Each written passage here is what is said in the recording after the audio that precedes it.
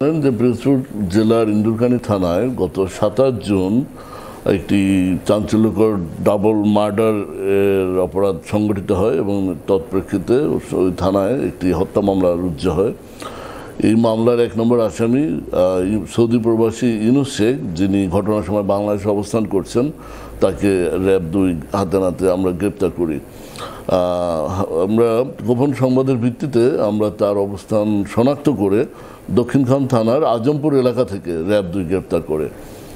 এজাহার পর্যালোচনায় জানা যায় এই 1 নম্বর এজাহার নামে আসামি ইউনুস শেখ সে সৌদি প্রবাস থাকাকালীন তার স্ত্রীর সাথে স্থানীয় শহীদুল মেম্বারের পরকীয়া সম্পর্ক জেরে এই হত্যাকাণ্ডটি তিনি ঘটান।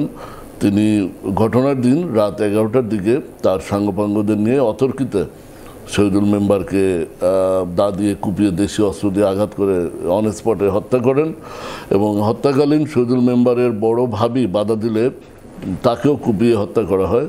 অন স্পটে 2 জন খুন হন এবং শহীদুল মেম্বারের স্ত্রী সে বাধা দিতে এসে সেও আহত হন এবং তিনি মুমূর্ষ অবস্থায় চিকিৎসাধীন রয়েছেন।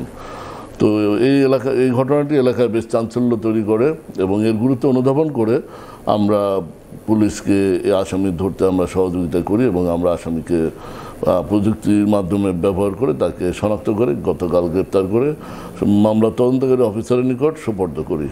ধন্যবাদ।